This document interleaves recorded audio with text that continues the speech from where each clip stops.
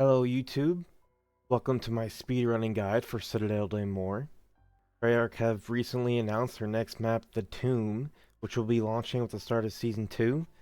So if you like this video, leave a comment below, and I can do more with the next maps that come out. First, I'll go over the loadout. You'll need a shock charge, a C4, frenzied guard, and whichever weapons you prefer to use. I use the XM4, but the other popular choice is the Krieg.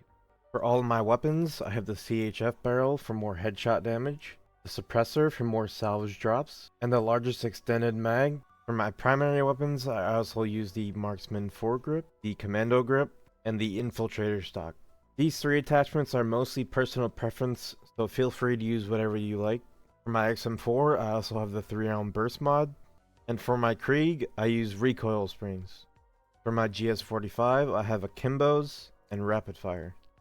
You also have the option of using the AS Val later in the run to proc Deadwire, so if you end up doing this, bring a rapid fire and the biggest extended mag you can get. If you didn't already know, you can set a weapon to be your zombie build by hovering over it and then pressing the set zombie build button down here. Mine is 1. And you can switch between blueprints, whichever one you want. And this will let the weapon be the blueprint if you buy it off the wall or get it from the box. If you're on controller, it should also have the button down here. For me, when I tested, it was left trigger. Now I'll go over the augments for the run. For stamina, I use Dasher and Hotfoot. For quick revive, I have Dying Wish, and you can use whichever miner you like. For Juggernog, I use Probiotic and Durable Plates. For Melee Macchiato, I use Espresso and Stick and Move. For Speed Cola, I use Supercharged and Fast Pitcher. For Vulturade, I have Feeded Upgrade and Picky Eater. And for Deadshot, I have Deadhead and Dead Break. For the ammo mods, most of these augments will also apply to the incantations in-game. With Deadwire, I have Lightning Strike and High Voltage. Napalm Burst, I have Firebomb and Incendiary. For Shadow Rift, I use Explosive Rain and Targeted. And for Lightmend, I use Antibiotic and Extra Strength. For the field upgrades, I mostly use Frenzy Guard and Ether Shroud, but there's also a scenario where you can make use of Dark Flare. For Frenzied Guard, I have Frenzy Fire and Extension. For Ether Shroud, I use Burst Dash and Extension. And for Dark Flare, I only use Broad Beam as the minor augment. This is because if you equip the extension augment, it will make it so you can't interact with anything in the world, and you don't want that to happen. When you load into the game, go ahead and turn Rampage on if you'd like. Once round 1 is done, I grab the cheese wheel for the rat Easter egg, toss my C4 towards the free insta-kill for later, and buy the GS45 off the wall. I like to scare the rat in spawn during the round change from 2 to 3, and once round 3 is over, I make my way towards Deadshot to pick up the Lightning Rod, Horseshoe, and use the free nuke power-up to end the round. Also make sure not to double tap interact when picking anything up so your C4 doesn't detonate early.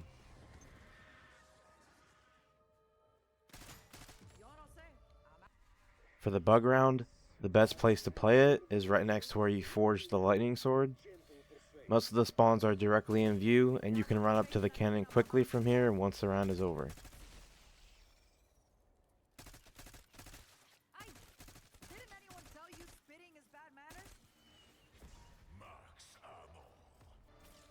If you get round 5 zombies, I prefer playing it right next to this window past the oil trap.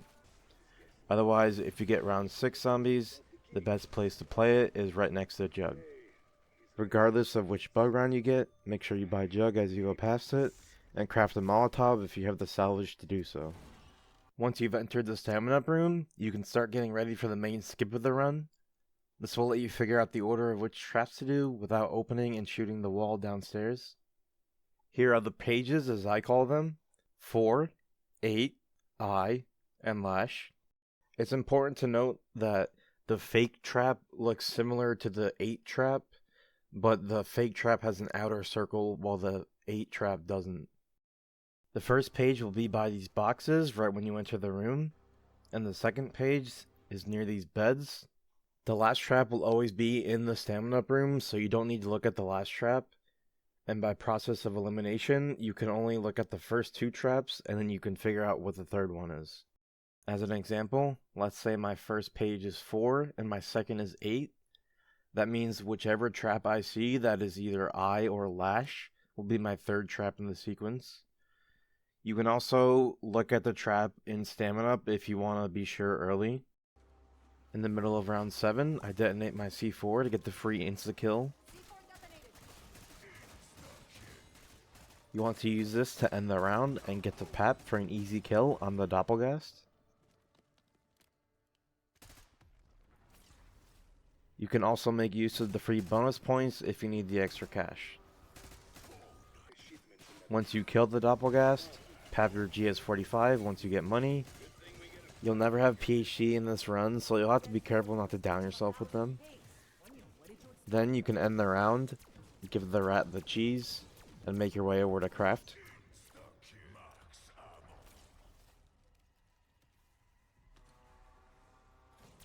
Once you've started his dialogue, you can go back to check the rat rewards and end the round again.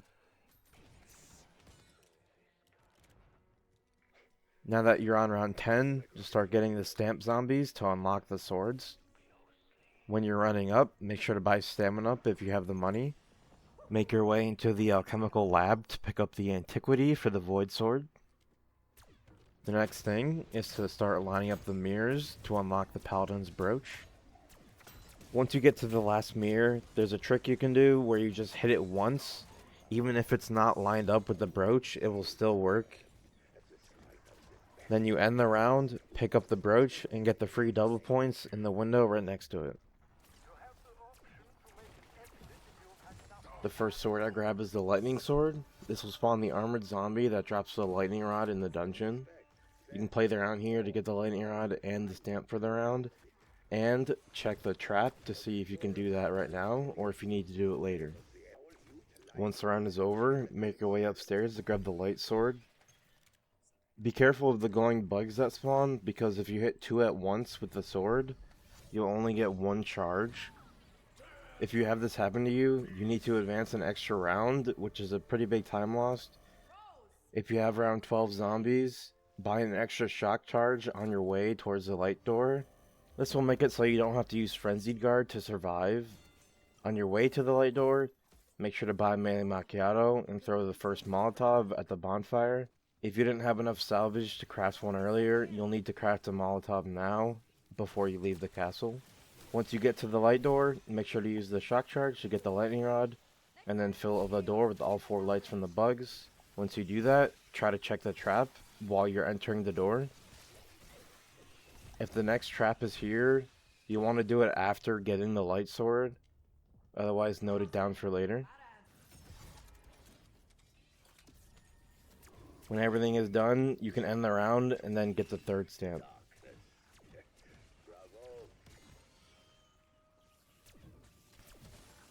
Now that you have the light sword, you can go back and do the light incantation in the knight's room. Make sure to check the courtyard trap on your way, and if it's there, go ahead and do it. If you already have 2 traps completed, I would recommend leaving these traps for later.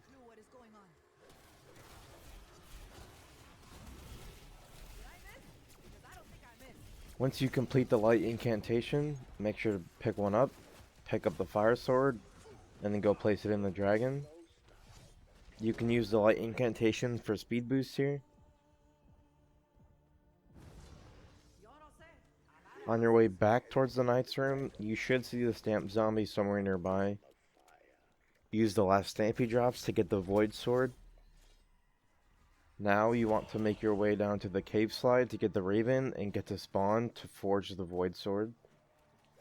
This is the best time to check the 2 traps that are down here if you still need to do so. And if you have any of them, make sure you do them. For the void sword puzzle, I have this memorized, but if you need a cheat sheet, I'll have one linked below. Once you complete the puzzle, you want to use Frenzy Guard so you can survive here. It will also help you create a crawler so you can hold the round.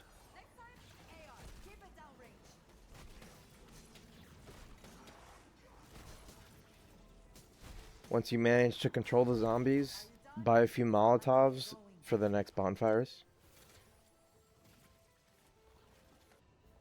Once you finish guiding the orbs into the void hole, you can end the round, grab the fire brazier by the rampage inducer and the raven talon that dropped before. Now is also a good time to turn off rampage if you're not comfortable keeping it on for the whole run. Or if you have a dead shot or speed coil trap you need to do, you can also do that now with the fire.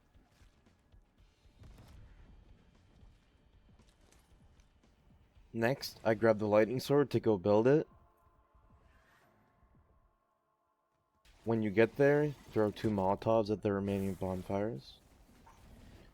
There will be a lot of zombies here, especially with the zombies from the bonfire spawning, so you might need to use a light incantation to survive. Alternatively, if you manage to get a full power, definitely pop Frenzied Guard here. It will make surviving a lot easier. Also, make sure not to end the round until the last lightning strike is about to hit. And be careful what you kill, because the lightning sword will spawn purple-eyed zombies that do not count to the round. Once you place the sword in the pedestal, make your way to the fire brazier on the other side. Drop down and place the Ankh from the Doppelgast to start the fire incantation. On your way back to the lightning sword, there should be a lot of zombies in a good position to get a lot of souls for the fire incantation. You can choose to kill them all here and finish the lockdown, or you can put in some kills and get the rest later.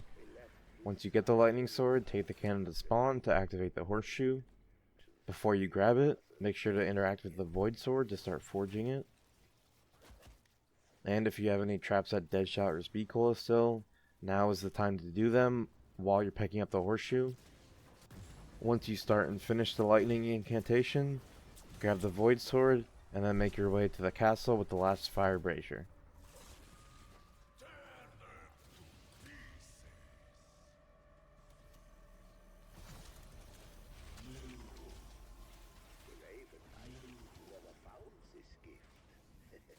While the fire is forging, I buy 3 Molotovs to use them later. Grab the fire sword, get the fire incantation. Also, if you have a trap that you've left for now at courtyard, you can do it here. It's also really important to keep track of your bug round. There's a small chance you get round 15 bugs, but most games you'll get 17 or 18. If you get 17, I would try not to end the round until just before grabbing the Mystic Orb. Otherwise, if you get 18, I would try to end the round during the next steps after this, before you start the sequence to spawn the Mystic Orb. This is important because you don't want to be on a bug round while you're filling the orbs, because it'll just get way less zombies to kill. In the footage I have going now in the background, you'll notice that I ended round 17 bugs while I was getting the fire incantation. And this is because I have to do traps still before my final trap. And I need a lot of zombies to do that. So if you are in this scenario and you do get 17 bugs, you definitely want to end the round if you have a few traps to do. If you don't have any extra traps to do, you would instead run back into the castle, grabbing the void sword, and then immediately taking a left to go start the dark incantation. Then run back up to finish the last trap at stamina up. Once finished, run back down, and you'll have a lot of zombies to complete the dark incantation very quickly. And then you can check the order of the knights on the wall. If you need to use Frenzied Guard at any time in this segment, it's completely fine. You can get the free full power in the knight's room to just get it back. For the Mystic Orb step, I like to do fire first, lightning second, light third, and dark last. For fire, this is where I use the Molotovs I crafted earlier. Combine them with Frenzied Guard so I can stand in the fire and light every zombie on fire. And then when they're on fire, I kill them with my Void Sword. For lightning, if I have the money, I buy the AS Val that's on the wall in the courtyard right before doing fire. Put Deadwire on it, and then use Deadwire and lightning incantations to quickly fill the orb. It's very important that before you start getting kills here, you swap to Ether Shroud so you can get it back for the boss.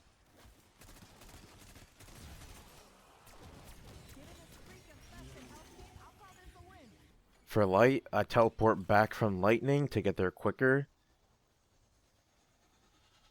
And you want to do this third because all the incantations you used earlier should be respawned by now. So you can use all of them for a bunch of speed boost to get this done quickly.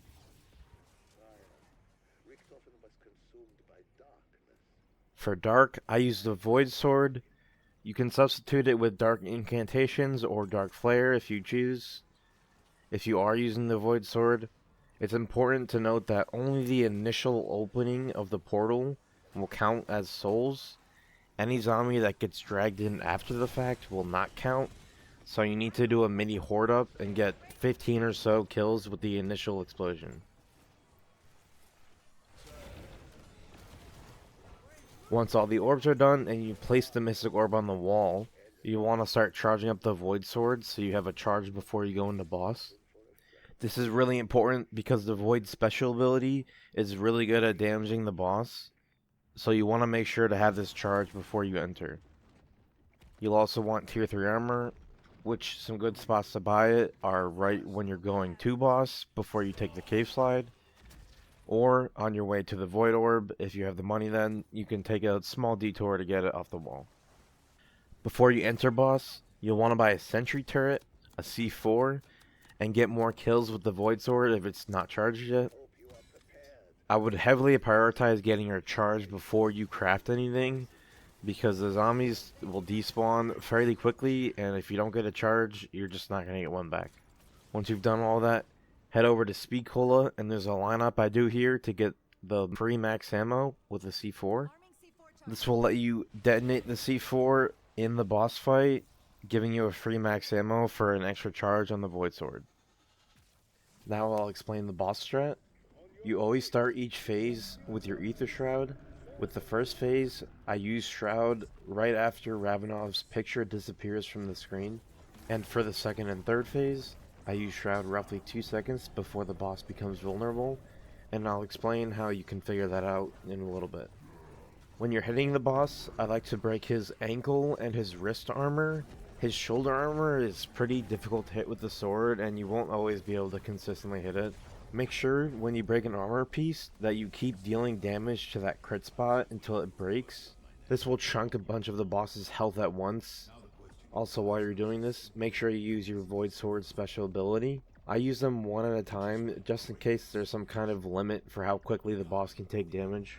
Once I use the ability, I run to get the max ammo to get my next charge ready, and then wait for it to run out before doing it again. During each zombie wave, you have to be killing all the time so you can get your field upgrade back. Also stand in the Vulturate gas fields to get your field upgrade charge even quicker. You'll also want to know when the zombies start spawning, because once 1 minute has passed from that point, that is when the boss will become vulnerable again. Towards the end of the first zombie wave, you want to place down your sentry turret that you bought earlier. I like to place it here, just a bit behind him, because if you place it down wherever, the sentry might target zombies, or it might just miss the boss completely. Towards the end of the second zombie wave, you'll get an amalgam. It doesn't always spawn at the same time, so you have to keep an eye out for it, and you can use the electric and fire incantations to instantly kill it. Moving on to how you dodge the boss. This is really something that you kind of just have to go into a game and play around with until you figure it out. The general idea is always stay in front of the boss's pivot foot. You don't want to be straight in front of it, but a couple steps to the right. And if you get it correctly, then the stomp will miss you completely. I'll let a few minutes of footage play here of me just dodging the boss with the input overlay on, if you want to see how I do it.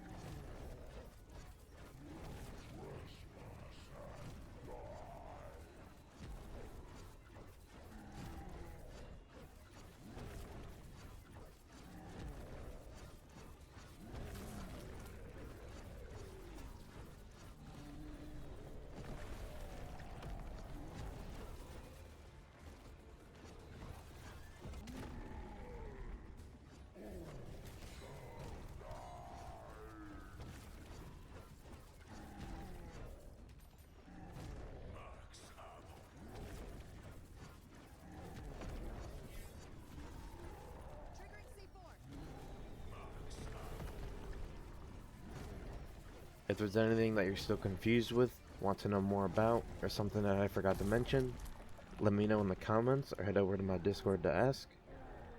I'll make a pinned comment and have a section in my description with anything that needs further clarification. And with all that said, thank you for watching, and happy speedrunning!